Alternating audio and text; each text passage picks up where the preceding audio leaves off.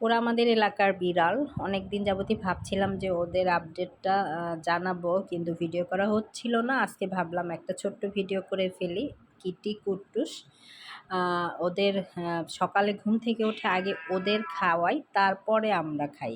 জানেন ওদের জন্য এত মায়া লাগে। কটকটা রোদ, এই যে কড়া রোদ, ছাদে এসে বসে থাকবে, আমার বারান্দার দিকে চেয়ে থাকবে যে আমি কখন ঘুম থেকে উঠবো, কখন ওদের খাবার দিব। ইস, দেখলে খুব মায়া হয় আমার। আমি প্রতি রাতেও ঘুমানোর আগে ওদের খাইয়ে তারপর ঘুমাই, না হলে আমি শান্তি পাই না। যাই হোক, আমি সবাইকে বলবো যে এলাকার বিড়ালগুলাকে বা কুকুরগুলাকে একটুখানি খেতে দিন, পানি দিন। আমাদের ধর্মেই কিন্তু আছে যে কোনো একটা মানে একজন প্রস্টিটিউট একটা পিপাসার্ত কুকুরকে পানি পান করানোর জন্য আল্লাহ পাক সেই প্রস্টিটিউটের সমস্ত গুনাহ মাফ করে দিয়েছিল। আর বিড়াল তো আমাদের নবীজির খুবই প্রিয় প্রাণী ছিল।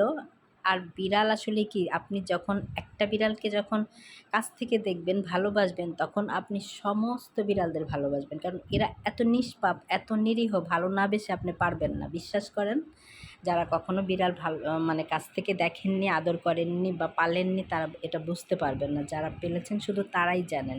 যাই হোক, এলাকার বিড়ালদের ঘরে পালতে হবে এমন কিছু না। এলাকার বিড়ালরা আসলে একটু খেতে দিন, পানি দিন, বাস।